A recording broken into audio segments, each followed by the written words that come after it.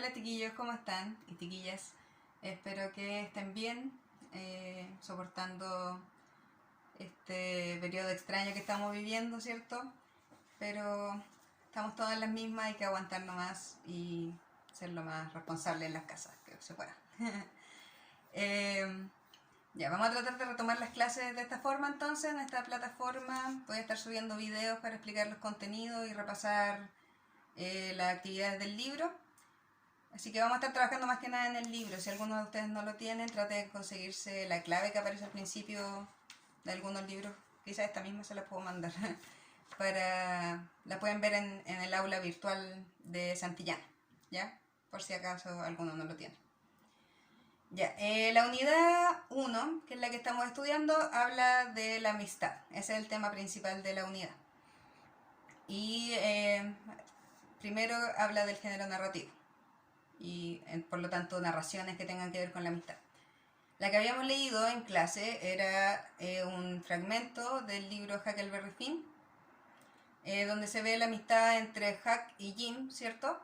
En este fragmento por lo menos, que Huck era este niño que se escapaba de su padre, ¿cierto? Que lo estaba utilizando para conseguir dinero, y Jim era un esclavo que se había escapado porque lo querían vender, si se acuerdan, y se encontraban en esta isla desierta. Entonces vamos a repasar las respuestas de la actividad que les había dejado como tarea para que ojalá estemos todos iguales en la misma.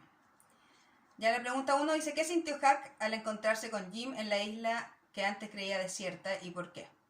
Bueno, él se sintió más que nada contento, ¿cierto? Estaba feliz de no estar solo, ¿ya? Igual estaba asustado, estaba viviendo en una isla solo, y encontrarse con alguien que conocía y con el que podía compartir le causó alegría, ¿ya? La pregunta 2 es un cuadro, ¿cierto?, que busca las principales características psicológicas de Huck y Jim y por qué huyen, ¿ya? Las características psicológicas de Huck era el inteligente, era muy ingenioso, ¿cierto? A él se le ocurrió esto de hacerse pasar por muerto, y además era bastante amable con Jim, ¿cierto? Él compartía todas sus cosas, porque Jim no tenía nada y Huck tenía hartas cosas. Y Jim era más bien asustadizo, muy supersticioso y amable también, porque siempre trató de ayudar a Huck lo más posible. ¿De qué problema huyen? Huck, como lo dije hace poco, huía de su padre, ¿cierto? Y de este maltrato que estaba sufriendo de él.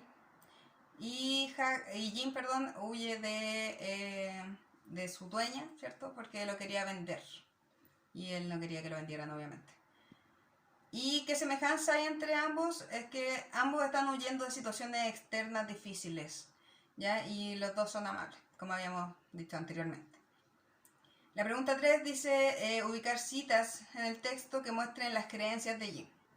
Bueno, las citas son fragmentos textuales ya del fragmento, y tienen que copiar acá dos citas donde se demuestra. Por ejemplo, puede ser cuando Jim se encuentra con Huck por primera vez y dice que es un fantasma, ya que demuestra que él cree en los fantasmas.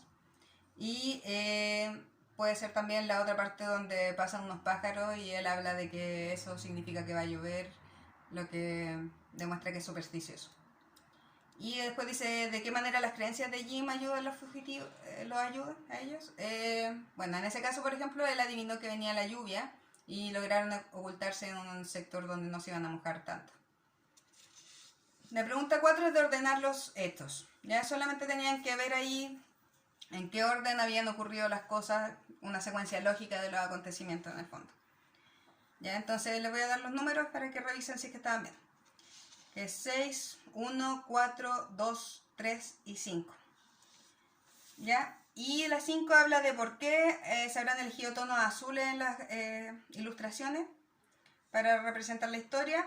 Y ahí ustedes tienen que dar su opinión personal sobre por qué creen. Puede ser porque la mayoría de los eventos pasan en la noche, por ejemplo, ¿ya? O porque están ocultos y el azul es un poco más como oculto. ¿Ya? Si seguimos después, hay otro cuadro que pregunta por hechos históricos de la época y dónde se reflejan. ¿Ya? La esclavitud se refleja, por ejemplo, cuando Jim le cuenta a Huck que lo iban a vender. vender y que él se tuvo que escapar porque se habían enojado con él y lo querían vender. Y la separación de los estados del sur se demuestra cuando ellos están andando en la canoa y dice Jim que Huck que están tratando de llegar a los estados libres, ¿ya? Entonces hay una separación física, tanto como política de Estados Unidos en esa época, donde se separaban los estados libres, donde no había esclavitud, y los estados más del sur, más tradicionales, donde aún se mantenía esta práctica. ¿Ya? Después la 7 dice, ¿qué quiere decir Jim cuando afirma soy rico, me pertenezco a mí mismo? ¿Ya? En este sentido se demuestra la apreciación del autor por la libertad como un valor más importante incluso que el dinero, ¿ya? Él se sentía rico solo por el hecho de tener libertad por fin. Ya. La pregunta 8 ponen un fragmento del texto donde hablan de que Huck decía que su papá decía que uno podía tomar cosas prestadas, ya si tenía la intención de devolverlas más adelante. Ya porque en ese momento ellos no tenían dinero y él se roba un par de sandías o comida para que tengan. Y él lo explica de esta forma. Mientras que Jim decía que la viuda, la que era su dueña, ¿cierto? Decía que esas eran solo excusas para robar. Entonces las preguntas dicen, ¿con quién estás de acuerdo? ¿Con el padre de Huck o con la viuda? Bueno, esa es su opinión personal. Si ustedes creen que es como inaceptable robar o si creen que hay alguna como límite más borroso entre lo que es el bien y el mal, ¿cierto? En el caso de necesidad máxima y si tienen la intención en algún momento de devolver ese dinero, quizá igual puede entenderse que hayan tenido que hacerlo. Después de todo no tenían con qué comer, ¿cierto? Pero también hay gente que tiene creencias más estrictas sobre lo que está bien y lo que está mal. Entonces ahí ustedes opinen. ¿Y qué te parece la opinión de Jim? Porque Jim decía que él le encontraba un poco de razón a los dos. Entonces ahí vean si ustedes están de acuerdo con él o no. Después la pregunta 9 es ¿cómo se siente Huck hacia el final del fragmento leído cuando pierde la huella de Jim? ¿Y a qué crees que se debe ese estado de ánimo?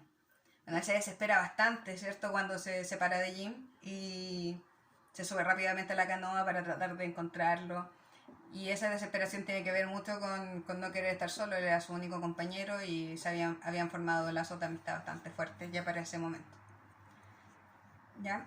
Y bueno, eso más que nada eran las preguntas que habían quedado pendientes, que espero que hayan estado igual que yo, las respuestas.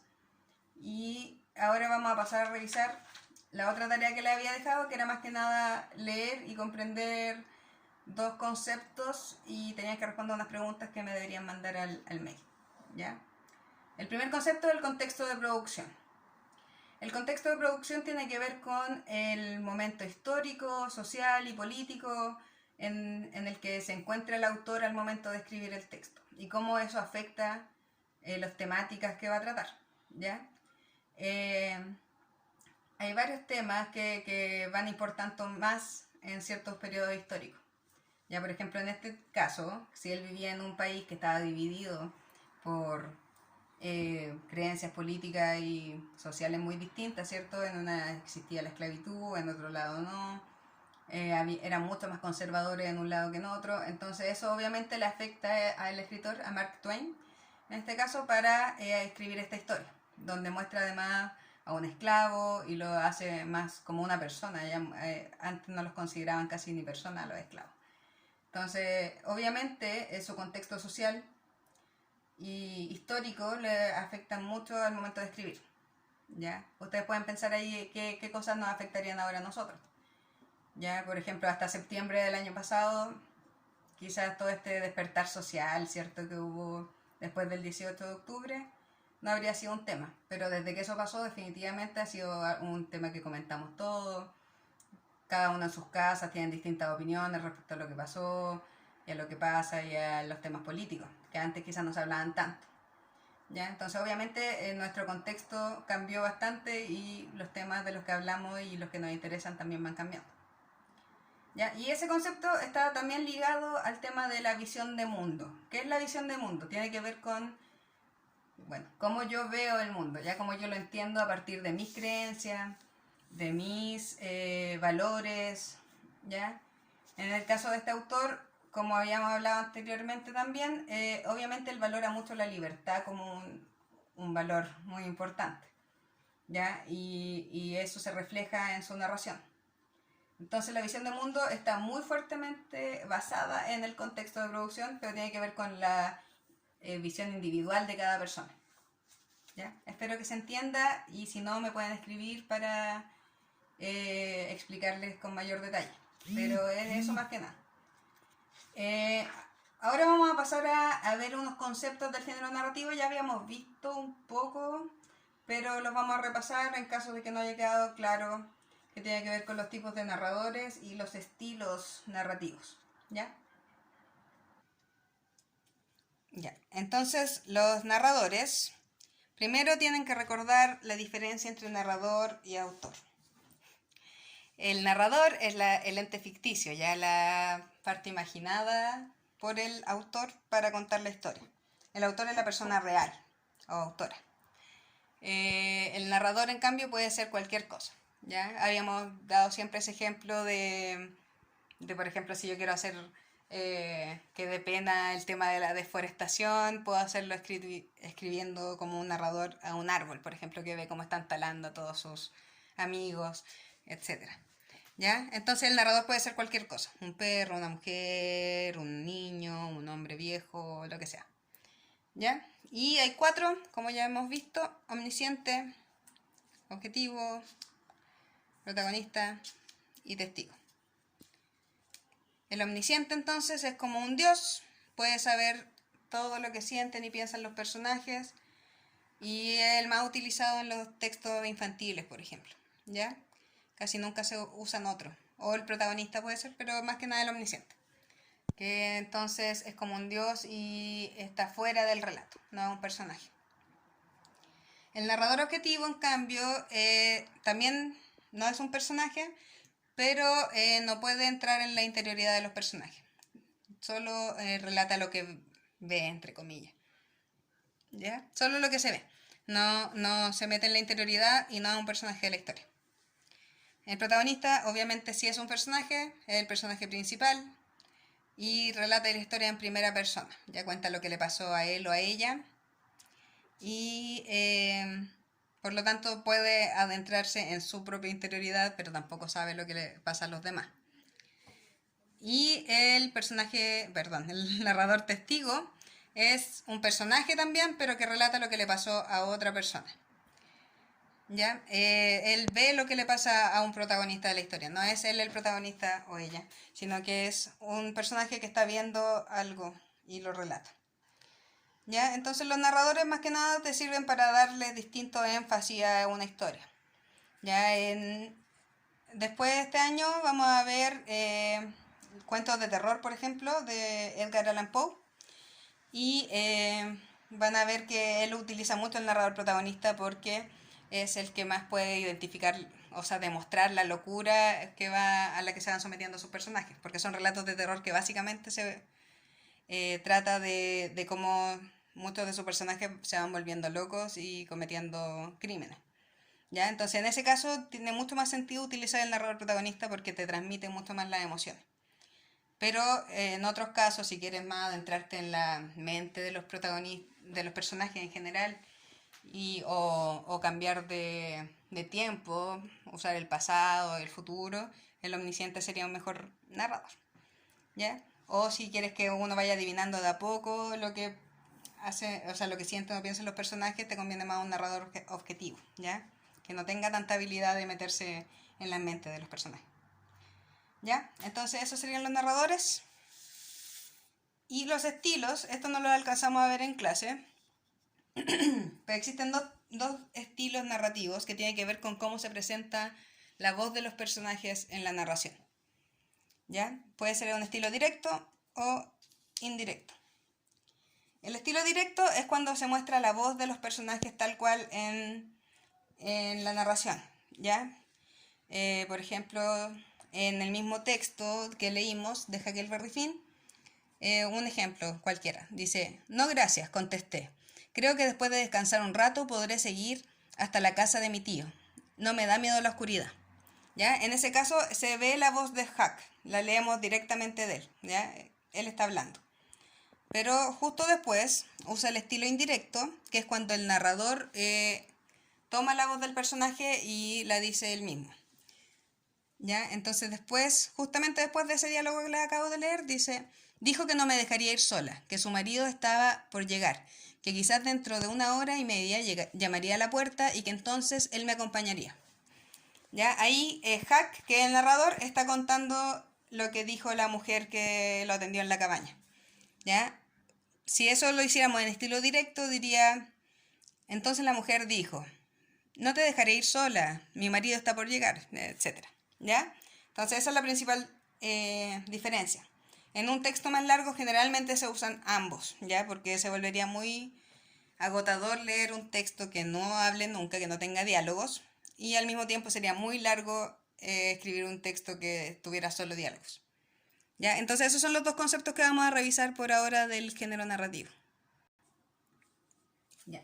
Espero entonces que le hayan quedado claros esos conceptos y les voy a pasar a dejar una tarea para esta semana. Son varias páginas, pero es poco lo que hay que hacer, ¿ya? Entre la página 42 y 43 hay que desarrollar conceptos que tienen que, o sea, un par de preguntas, son dos nomás, que tienen que ver con el narrador, lo que les acabo de explicar, y con el estilo indirecto y directo. Pero son dos actividades muy cortitas. Después tienen que hacer de la página 44 a la 47, ¿ya? La página 44 muestra un fragmento de la Crónica de Narnia, que también tiene que ver mucho con la amistad, ya como todos los temas de esta unidad. Ahí no sé si han visto la película o han leído el libro, pero hay hartos temas de amistad dentro de eso. Sobre todo el tema de Lucy, que era la más pequeña de los hermanos, con el señor, un fauno, ¿cierto? Sí, que se llama señor Tumnos. ¿Ya? Ellos son los que forman el lazo de amistad más fuerte del libro, pero también se ven en otros lados. Es un fragmento corto y tienen que responder unas preguntas también con los conceptos que acabamos de revisar.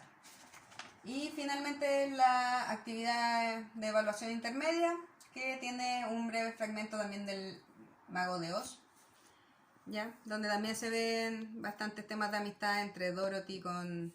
No sé si también han visto esa película o han leído ese libro. Pero esta niña Dorothy llega a este mundo fantástico del Mago de Oz, ¿cierto? Y conoce a un león, un hombre de hojalata y un hombre de paja. Y ahí ellos forman una amistad también bastante fuerte. Y también las preguntas tienen que ver con lo mismo, tipo de narrador, estilos narrativos, ¿ya? Así que con lo que vimos hoy día deberían estar bien para contestar eso.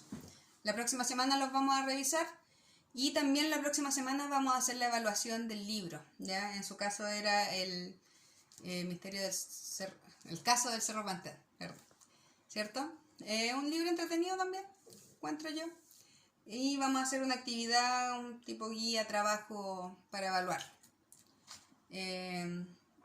Eso, pues. Se supone que después de la próxima semana vienen las 2 semanas de vacaciones que adelantó el ministro. Así que ahí, si eso se cumple, serán 2 semanas de vacaciones y después vamos a retomar. O si no, seguimos de largo con esto. ¿Ya? Así que ojalá que hayan entendido y que les haya servido la clase. Un gran abrazo, espero que estén muy bien y nos estamos viendo pronto, ojalá. Cuídense.